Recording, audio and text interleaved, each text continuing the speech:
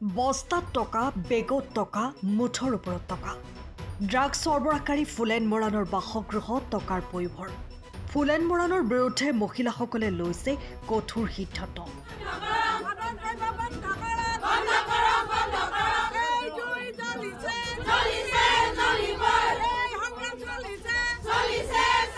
Tinsukia drugs ব্যৱসায়ীৰ ঘৰত লাখে লাখে টকা ওলোৱাৰ পিছত হৰফ হৈছে স্থানীয় মহিলাসকল।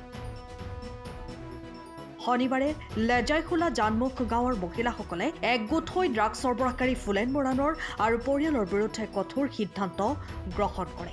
মহিলাসকলে একগোট হৈ ফুলেন মৰাণৰ লগতে পৰিয়ালক লেজাইখোলা জানমুখৰ পৰা বহিষ্কাৰ কৰাৰ সিদ্ধান্ত গ্ৰহণ কৰে। উল্লেখযোগ্য যে আৰক্ষীয়ে তিনিচুকীয়া মাকুমত ড্ৰাগছসহ ফুলেন মৰাণক গ্ৰেপ্তাৰ কৰাৰ পিছতেই আৰক্ষীয়ে বাসগৃহত অভিযান চলাই জব্দ কৰিছিল 10 লক্ষাধিক টকাৰ লগতে এখন বাহনসহ প্ৰায় 12 গ্ৰাম ড্ৰাগছ। আনহাতে তিনিচুকীয়া লেজাইখোলা জানমুখ গাঁৱৰ ফুলেন মৰাণৰ বাসগৃহত আৰক্ষীয়ে অভিযান চলোৱা সময়ত আৰক্ষীৰ সৈতে ঠেলা হেঁচাত লিপ্ত হোৱা ফুলেন মৰাণৰ পত্নী আৰু শাহুৱেকক আৰক্ষীয়ে আটক কৰিছে।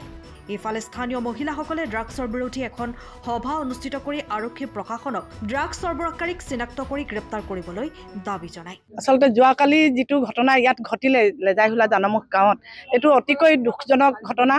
কাৰণ ইয়াত যিভাৱে আহি পেলাই এই ড্ৰাগছ ব্যৱসায়ী ইয়াত বসবাস কৰিছেহি, এইটো আমাৰ কাৰণে খুব দুৰ্ভাগ্যজনক বুলি আমি ক'ব লাগিব।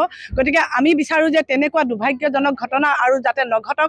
কালি যিখিনি হ'ল, যিজন পবিত্ৰ মৰাণক ইয়াতে কালি পুলিচ প্ৰশাসনে ড্ৰাগছ ব্যৱসায়ী বুলি ধৰি লোৱা হৈছে আৰু তেখেতৰ ওচৰত প্ৰায় 10 লাখ টকা পোৱা গৈছে।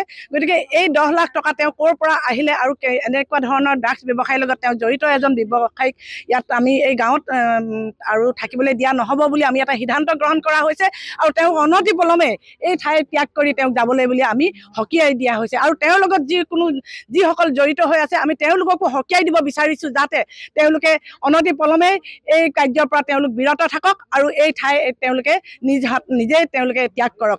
আৰু যিখিনি তেওঁলোকে ড্ৰাগছ ব্যৱসায় কৰিছে, ইয়াৰ কাৰণে আমাৰ গাঁৱৰ উঠি অহা নৱপ্ৰজন্ম আচলতে ধ্বংসৰ মুখলৈ গৈছে আৰু আমি এই উঠি অহা নৱপ্ৰজন্মক আমি ধ্বংসৰ পথলৈ যাব দিব নোৱাৰোঁ। গতিকে আমি আজি এই মুহূৰ্তত লেজাইখোলা গাঁও আৰু জানমুখৰ এই মহিলাসকলে একত্ৰিত হৈ আমি প্ৰতিবাদ কৰিছোঁ, যাতে এই যিজন ড্ৰাগছ ব্যৱসায়ী পবিত্ৰ মৰাণ লগতে তেওঁৰ যি পৰিয়াল, তেওঁলোকক যাতে প্ৰশাসনে আৰু কোনো কাৰণতে তেওঁলোকক বেল দিয়া নহ'ব, তেওঁলোকক মুকলি কৰি দিয়া নহ'ব। তেওঁলোকক যাতে যাৱজ্জীৱন কাৰাদণ্ড দিয়ক আৰু এনেদৰে যদি তেওঁলোকক পুনৰবাৰ তেওঁলোকক মুকলি কৰি দিয়া হয়, তেনেহ'লে হয়তো ড্ৰাগছ ব্যৱসায় আৰু বহু ভয়ংকৰ ৰূপ ল'ব। গতিকে আমি তেনেকুৱা এটা নহ'বৰ বাবে আমি পুলিচ প্ৰশাসনৰ লগতে আমি অসম চৰকাৰৰ কাৰণে আমি এইটো এটা বাৰ্তা প্ৰেৰণ কৰিছোঁ। গতিকে তেওঁলোকে যাতে এইটো গ্ৰহণ কৰক, সিদ্ধান্ত লওক, যাতে য'ত যিমান এনেকুৱা ড্ৰাগছ ব্যৱসায়ী আছে, এনেকুৱা অবৈধ মাদক দ্ৰব্য ব্যৱসায়ীসকল আছে, তেওঁলোকক যাতে অতি সোনকালে উৎখাত কৰক। আৰু লগতে আমাৰ যি উঠি অহা নৱপ্ৰজন্ম, এই নৱপ্ৰজন্মক যাতে তেওঁলোকে সুৰক্ষা দিয়ক। আৰু আজি সমাজত আমাৰ নাৰীসকলৰ যি সুৰক্ষা নিৰাপত্তা নোহোৱা হৈছে, সেই নিৰাপত্তা প্ৰদান কৰক, আমাক সুৰক্ষা দিয়ক, আমি তাকে বিচাৰিছোঁ আৰু অসম চৰকাৰক আমি দৃষ্টিগোচৰ কৰিব বিচাৰিছোঁ। কালি মানে আমাক পুলিচ প্ৰশাসন থকা অৱস্থাটো আমাৰ 3গৰাকী মহিলাক মাৰপিট কৰিছে দেই। মোক এই হাতত এইবোৰ নখ আঁচুৰিছে, কামুৰিব ধৰিছিলে, মই কামুৰিব নাপালে হাতখন আঁতৰাই দিলোঁ। এইবোৰ দুখ পাইছোঁ। আৰু এগৰাকীক হাতখন কৰি দিছে, পকাই দিছে, হাতত দুখ পাইছে। আৰু এগৰাকী শিলগুটি মাৰিছে, তাইক শিলগুটি মাৰিছে জোনমণি বুলি কোৱা এগৰাকীয়ে হাতত শিলগুটি মাৰিছে। সেইটো পুলিচ প্ৰশাসন থকাৰ আগতো কেনেকৈ মাৰিবলৈ পালে, সেইটো আমি অতিকে হৈছোঁ, আমি দুখিত হৈছোঁ। পুলিচ প্ৰশাসনৰ আগত সেইটো কৰিব নালাগিছিলে। সেইটো কাৰণে আমি পুলিচ প্ৰশাসনকো জগৰীয়া কৰিছোঁ, সেইটো কেতিয়াও হ'ব নালাগিছিলে। ইমানখিনি সুৰক্ষা দিছে, এই গাঁৱৰ পৰা বাহিৰ কৰিব লাগিব আৰু গাঁৱৰ পৰা বৰ্জন কৰা হৈছে। আমি কোনো পধ্যে গাঁৱত এনেকুৱা মানুহ থাকিবলৈ দিয়া নহ'ব। যদি পুলিচ প্ৰশাসনে লক্ষণৰ লগতে উকিলে উলিয়াই অনা সহায় কৰে, তেওঁলোকৰ বিৰুদ্ধে উচিত ব্যৱস্থা লোৱা হ'ব।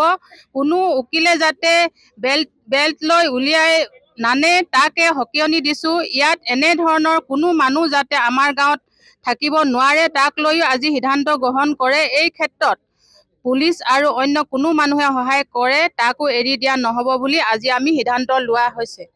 এইখিনি আমাৰ আজি প্ৰস্তাৱ লোৱা হ'ল। তিনিচুকীয়াৰ পৰা Ajay Sharma report, time of Assam. সময়ৰ খবৰ সময়ত পাবলৈ ফলো কৰক টাইম অফ আছাম।